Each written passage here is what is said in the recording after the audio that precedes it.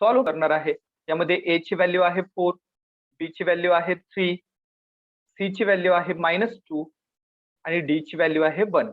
आता पहिला मल्टिप्लिकेशन जे होईल ते होईल 4 into 1 मायनस हा मायनस साइन आहे तसा. आता दुसरं मल्टिप्लिकेशन जे होईल हे क्रॉस मध्ये, म्हणजेच काय मिळणार आहे ते आपल्याला 3 into -. आता मल्टिप्लिकेशन पूर्ण करतोय. 4 into 1 4. आता इथं -3 into -2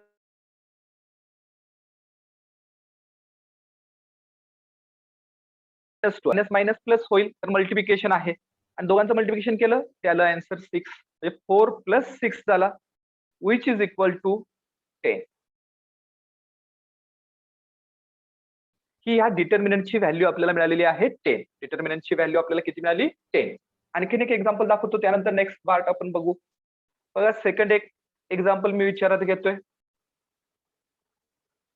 -8 2 -3 4. आता पहिलं मल्टिप्लिकेशन जे आपलं असणार आहे ते असणार आहे हा पार्ट, म्हणजेच -8 into 4. मायनस साइन आहे तसा, कारण ह्या डिटर्मिनंट सॉल्व्ह करतानाच आपण मायनस साइन वापरतो, तेच मायनस साइन आहे तसं घेतलं. मग सेकंड मल्टिप्लिकेशन करतोय हा पार्ट, इथं आहे 2 into -3, 2 into -3. आता मल्टिप्लिकेशन कंप्लीट करतोय. -8 into 4 that is equal to -32. दोघांचे साइन डिफरंट आहेत, साइनाला मायनस, दोघांचं मल्टिप्लिकेशन केलं 8 चौक 32. परत हे दोन मल्टिप्लिकेशन करतोय, दोघांचे चिन्ह समान आहेत, साइन सेम आहेत, म्हणजे ऍडिशन प्लस झाला आणि दोघांचं मल्टिप्लिकेशन होईल 6. आता हे आपल्याला सॉल्व्ह करायचं आहे. हे सॉल्व्ह करताना आपल्याला दोघांचे साइन डिफरंट आहेत. आता बेरीज वजाबाकी ही क्रिया आली, ऍडिशन सबट्रॅक्शन. चिन्ह जर भिन्न असतील तर दोघांची वजाबाकी होईल आणि चिन्ह मोठे असेल, चिन्ह जर डिफरंट आले तर दोघांचं सबट्रॅक्शन आणि बिगेस्टचं साइन. आता यामध्ये बिगेस्ट आहे 32, याचं साइन आलं मायनस, आला 26.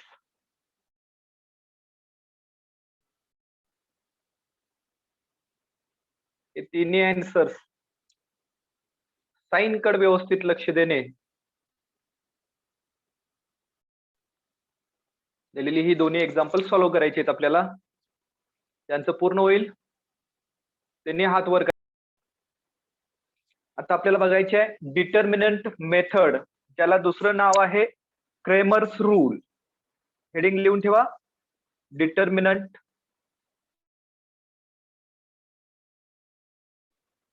मेथड, ज्याला दुसरं नाव आहे क्रेमर्स रूल. आता डिटर्मिनंट मेथड ही क्रेमर्स या मॅथमॅटिशियननं शोधून काढलेली होती, म्हणून त्याचंच नाव त्याला दिलेलं आहे. परीक्षेला तुम्हाला विचारताना सॉल्व्ह बाय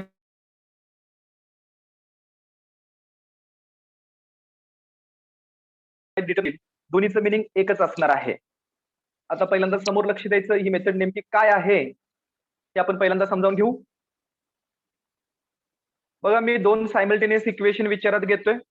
एक इक्वेशन घेतलं a1x plus b1y equal to c1.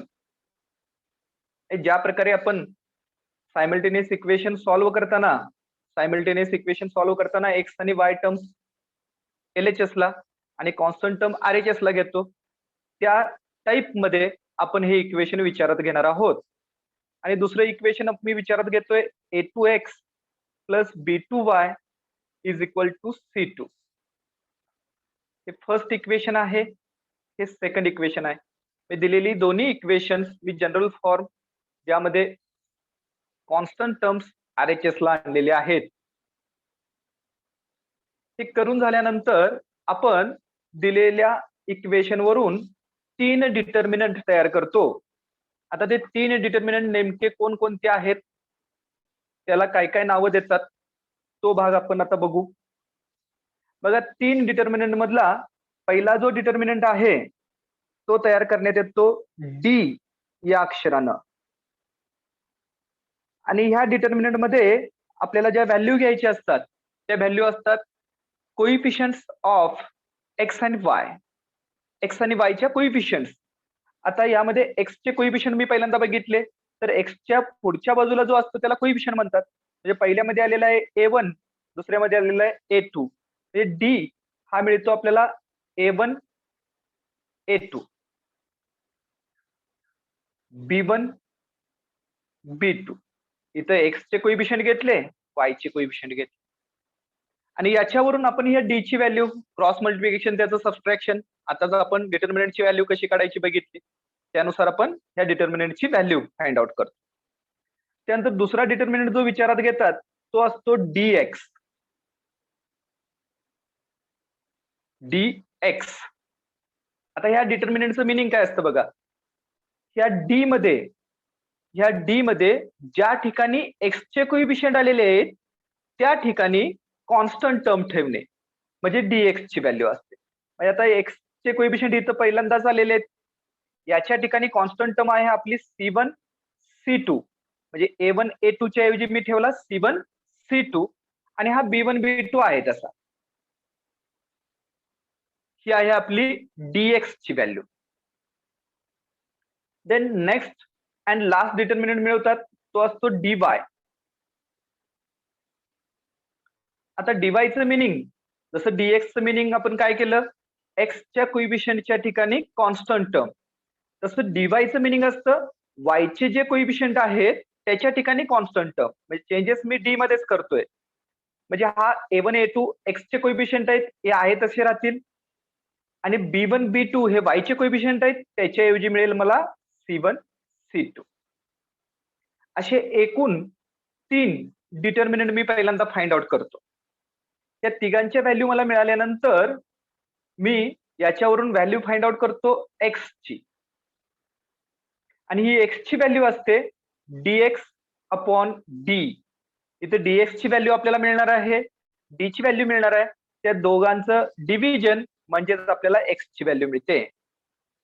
त्यानंतर व्हॅल्यू फाइंड आउट करतात वायची व्हॅल्यू फाइंड आउट करताना dy अपॉन डी.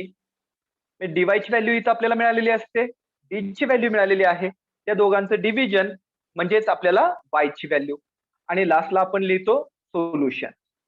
हे आहे xy या स्वरूपामध्ये. आता याला मी आणखीन ज्यांना हे कोइफिशियंट किंवा कॉन्स्टंट टर्म याच्यामध्ये ज्यांना अडचणी येतात त्यांच्यासाठी आणखीन थोडंसं हे मी सोपं करतोय. आता हा सोपं कसा भाग करतोय बघा. मी यातले एक्सचे कोइफिशियंट मी बाजूला घेतले A1 A2. मग त्याच्यानंतर वायचे कोइफिशियंट बाजूला घेतले B1 B2 आणि कॉन्स्टंट टर्म लिहिली C1 C2. जे मला लागणार आहे ते फक्त नंबर्स असतात. यातल्या पहिल्याला मी 1 नंबर देतोय, दुसऱ्या रोला म्हणतोय मी 2 नंबर, तिसऱ्या कॉलमला म्हणणार आहे मी 3 नंबर. डी याचं मिनिंग मिळतं आपल्याला 12. आपल्याला 3 संख्या फक्त लक्षात ठेवायच्या आहेत 32 13. 12 32 13 या 3 संख्या लक्षात राहिल्या तरी आपण डी dx आणि dy लिहू शकतो. डी म्हणजे 12, 12 म्हणजे 1 नंबरचा रो कॉलम आणि 2 नंबरचा कॉलम. 1 नंबरला आहे A1 A2, 2 नंबरला आहे B1 B2. A1 A2 B1 B2. त्यानंतर 12 32, 32 ला म्हणजे 3 नंबर C1 C2 आणि B1 B2 आणि 13 म्हणजेच A1 A2 आणि C1 C2. 12 32 13 1 2 3 वेळा म्हटलात तरी हे तुमच्या परदेशी डोक्यामध्ये फीड होऊन जात आणि आपल्याला कोणताही डिटर्मिनंट चुकणार नाही. अशा प्रकारे आपण ह्या डिटर्मिनंट मेथडचा वापर करून सायमल्टेनियस इक्वेशन सॉल्व्ह करणार आहोत. त्यालाच आपण डिटर्मिनंट मेथड किंवा क्रेमर्स रूल म्हणतो. बघा हे पहिलं इक्वेशन मी एक्स ची टर्म, वाय ची टर्म आणि कॉन्स्टंट टर्म RHS ला या स्वरूपामध्ये मी बदल करून घेतलेला आहे. सेम पद्धतीनं हे दुसरं इक्वेशन करतोय. दुसऱ्या इक्वेशन मध्ये 2x minus 3y equal to हा 3 प्लस 3 RHS ला जाईल.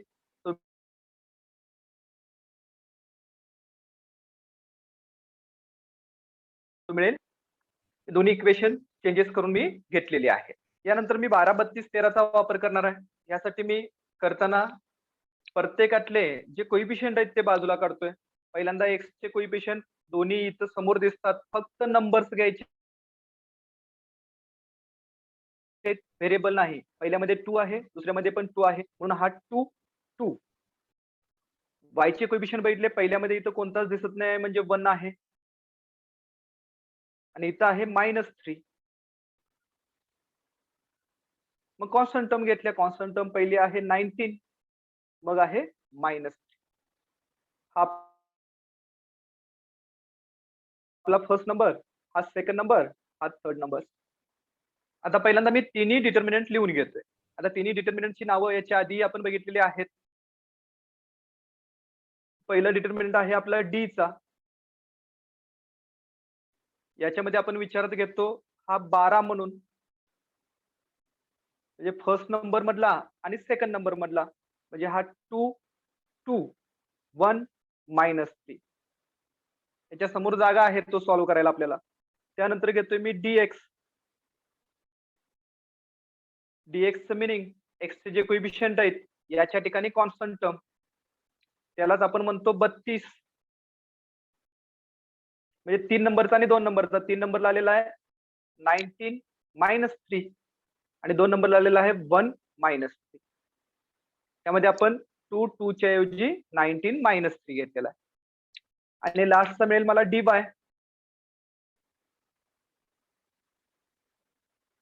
dy 12 32 आणि यानंतर असतो हा 13. म्हणजे y चे कोइफिशियंट च्या ठिकाणी कॉन्स्टंट टर्म येणार आहेत. y च्या ठिकाणी कॉन्स्टंट टर्म, म्हणजे हा मिळेल 2 2 19 -13 नंबर. 1 नंबर मधला 2 2 आणि 3 नंबर मधला 19 तिन्ही लिहिले. आता डिटर्मिनंट सॉल्व्ह करण्याची मेथड आपण बघितले.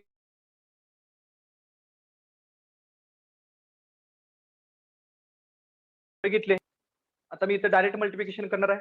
पहिला हा मल्टिप्लिकेशन केला, 2 इंटू -3 -6 मायनस सेकंडचं ब्रॅकेट मध्ये लिहितोय 2 into 1 2 that is equal to -6 -2.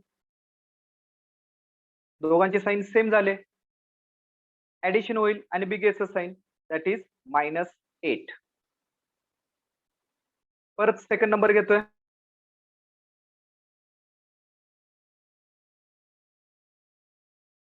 -3 -57. Minus sine आहे तसा, दुसरं मल्टिप्लिकेशन करतोय -3 इंटू 1. सॉरी, इथं माझ्यामध्ये हा पार्ट गुणाकार माझा चुकलाय बघा. 3 9 27 3 57 आहे बरोबर. हा झाला -3 विच इज इक्वल टू -57. आता हा मायनस, हा मायनस, मायनस मायनस झाला हा plus, which is equal to -54. कारण दोघांचे साईन डिफरंट आहेत, सबट्रॅक्शन होणार, बिगेस्ट साईन. परत थर्ड नंबरचा सॉल्व्ह करतोय, 2 इंटू -3 -6 मायनस इन ब्रॅकेट. दुसरा लिहिताना कंपल्सरी ब्रॅकेट मध्ये टाकायचा, कारण तो एकदा प्लस येईल, काही वेळेस मायनस मिळेल. परत हा मल्टिप्लिकेशन केला 38, 19 इंटू 2 38. परत ब्रॅकेट सॉल्व्ह करतोय -6 -38. आता दोघांचे साईन सेम आहेत, म्हणजे हा झाला -44. आता मला व्हॅल्यू काढायची आहेत एक्स आणि वाय ची.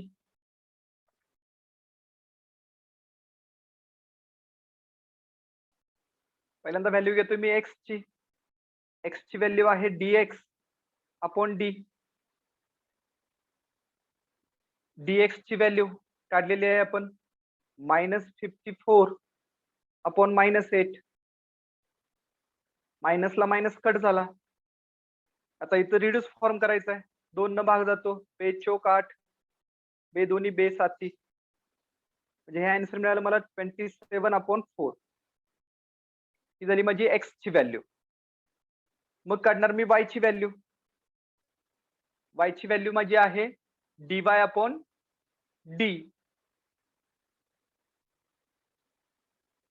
dy ची व्हॅल्यू आली आहे माझी -44 अपॉन -8. परत हा मायनसला मायनस कट झाला, परत इथं रिड्यूस फॉर्म 4 न भाग जातो. 4 दोन्ही 8, 4 एके 4, 4 एके 4 विच इज इक्वल टू 11/2. म्हणजे माझं सोल्युशन आलं ब्रॅकेटमध्ये.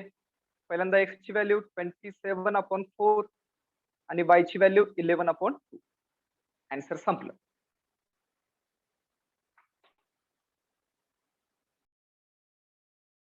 आता पहिल्यांदा दिलेली इक्वेशन स्टँडर्ड फॉर्म मध्ये पण लिहितो, दोन्ही स्टँडर्ड फॉर्म मध्ये आहेत म्हणून आहे तशी लिहिली. 3m minus 2n is equal to 3. That is the first equation. Then second one is 2m plus n is equal to 16. That is the second equation. First equation and second equation. दोन्ही equation लिहिलेली आहेत. याच्यावर मी 12, 32, 13 जर वापरणार असेल तर यातले मी number बाजूला करतोय. पहिल्यातला नंबर आला 3, 2 म्हणजे m चे कोइफिशियंट आलेले आहेत. दुसऱ्यामध्ये n चे कोइफिशियंट आहेत -2, 1 आणि तिसऱ्यामध्ये आलेलं आहे 3, 16 म्हणजे कॉन्स्टंट टर्म. त्याला म्हणतोय मी फर्स्ट, हा सेकंड, हा थर्ड. आता मी इथं 3 डिटर्मिनंट तयार करणार आहे. त्याच्यावरून 3 डिटर्मिनंट मी तयार करणार आहे. पहिला डिटर्मिनंट असेल d चा. दुसरा डिटर्मिनंट मिळेल मला dm चा. आता इथे x येणार नाही कारण व्हेरिएबल वापरलेला आहे m, म्हणून dm चा दुसरा व्हेरिएबल असेल डिटर्मिनंट. आणि तिसरा असेल dn चा. तर दुसरं व्हेरिएबल आहे n. Aditya Devmore mic on कर. आणि डी डिटर्मिनंट कोणता असेल सांगायचं मला.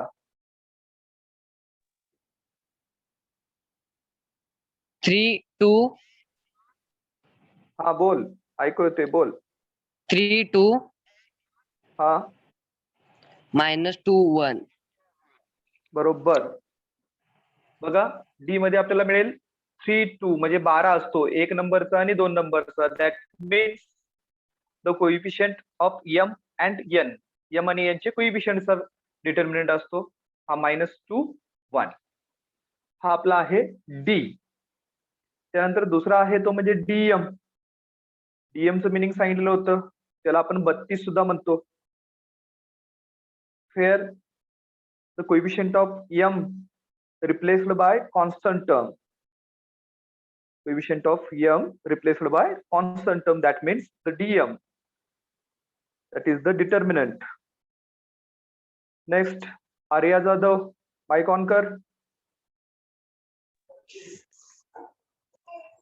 dm कोई डिटर्मिनंट काय येईल सांग.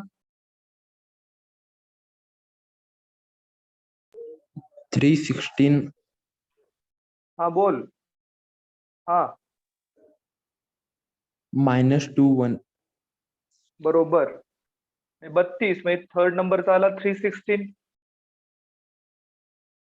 आणि 1 नंबरचा, सॉरी 32 म्हणजे 2 नंबरचा आहे -2, 1.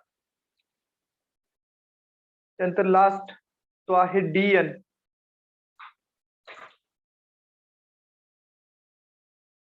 रणजित जाधव.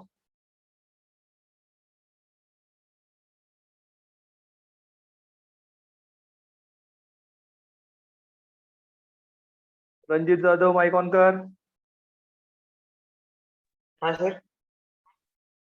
dn डिटर्मिनंट सांगायचंय मला, काय येईल त्याच्यामध्ये. 3, 2, 316. बरोबर. 12, 32 आणि 13. 13 म्हणजे 1 नंबरचा आहे 3, 2 आणि 3 नंबरचा आहे 316. हे 3 डिटर्मिनंट मी तयार करून घेतलेले आहेत. रणजित माईक बंद कर.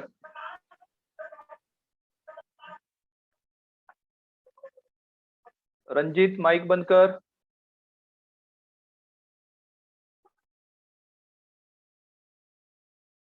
ओके, आता हे डिटर्मिनंट मी सॉल्व्ह करणार आहे. डिटर्मिनंट कसे सॉल्व्ह करायचे आपण बघितलेले आहेत. First multiplication minus second multiplication. आता फर्स्ट मल्टिप्लिकेशन 3 1 जा 3 minus in bracket second multiplication हे क्रॉस आहे 2 into -2 -4 which is equal to 3 minus minus plus 4 which is equal to 12. Sorry, 7. 3 plus 4 7.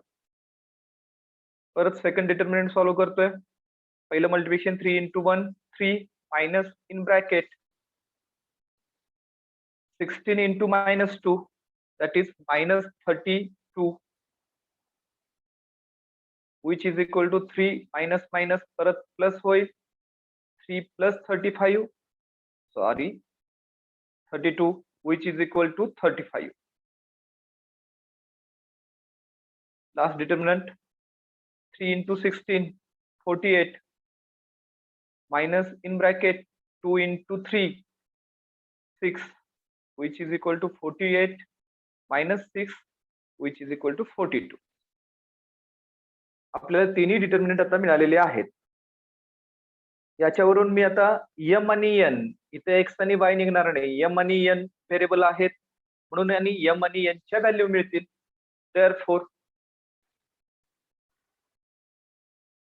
therefore m is equal to इथं dm upon D. dm ची value आलेली आहे 35 upon D ची value आहे 7 which is equal to 5. n is equal to dn upon d. dn ची value आलेली आहे 42 upon d ची व्हॅल्यू आहे 7 which is equal to 6. लास्टला आलं आपलं सोल्युशन हे आहे 5 6. आपला आन्सर संपलेला आहे.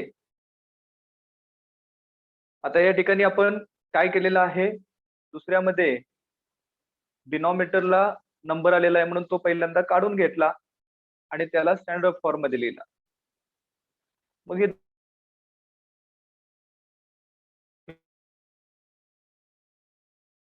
दोन्ही रेग्युलर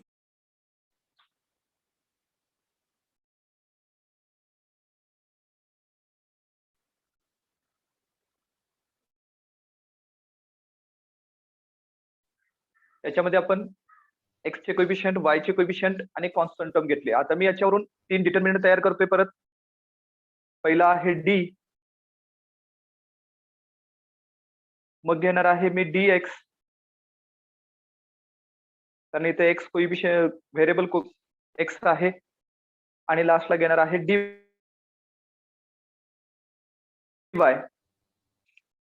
d dx आणि dy. गायत्री भीमाई डी ची डिटर्मिनंट कोणता येईल? 2 2 3 minus 1. बरोबर. हा पहिला आहे 12. 12 म्हणजे 1 नंबर मधला आणि 2 नंबर मधला. 1 नंबर मध्ये आहे 2 2, 2 नंबर मध्ये आहे 3 minus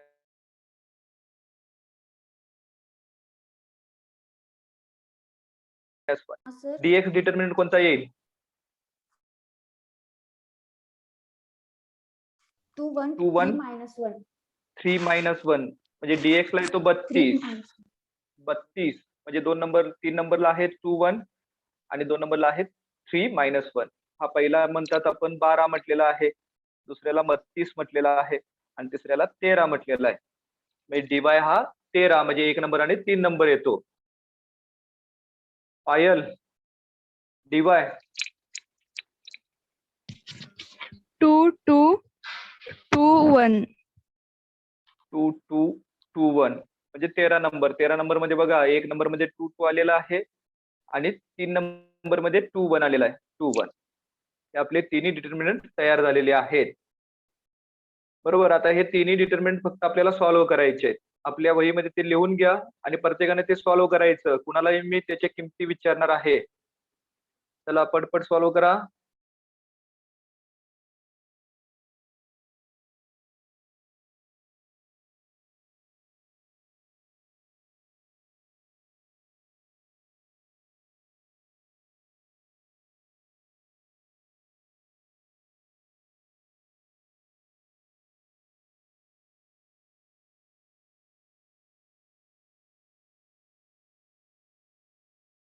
तिथं तिन्ही डिटर्मिनंटच्या व्हॅल्यू आपण मिळवलेल्या आहेत. Cross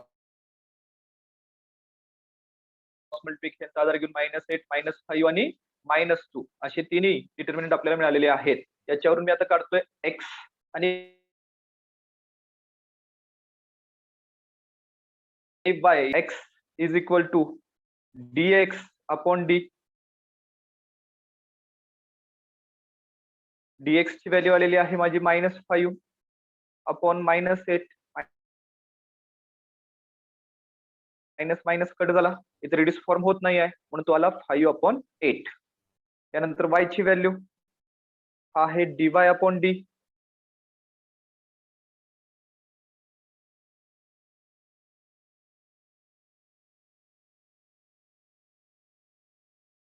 dy set minus cut झाला, इथे रिड्यूस फॉर्म होतो. 2 1 2 2 4 8. That means 1/4. लास्टला सगळ्यात सोल्युशन इन ब्रॅकेट पहिल्यांदा x ची व्हॅल्यू आणि मग y ची व्हॅल्यू आपण लिहिणार आहे. x ची व्हॅल्यू आहे आपली 5/8 आणि y ची व्हॅल्यू आहे 1/4. आन्सर त्याचं संपलेलं आहे. एकदम सोपा प्रश्न आहे, आपल्याला तो फाइंड आउट करता येईल. For simultaneous equation in variable x and y, dx is equal to 49, dy is equal to -63 and d is equal to 7. Then find x and y. करा बघू फाइंड आउट तो. जे क्रॅमर्स रूल मध्ये आपण लास्टचा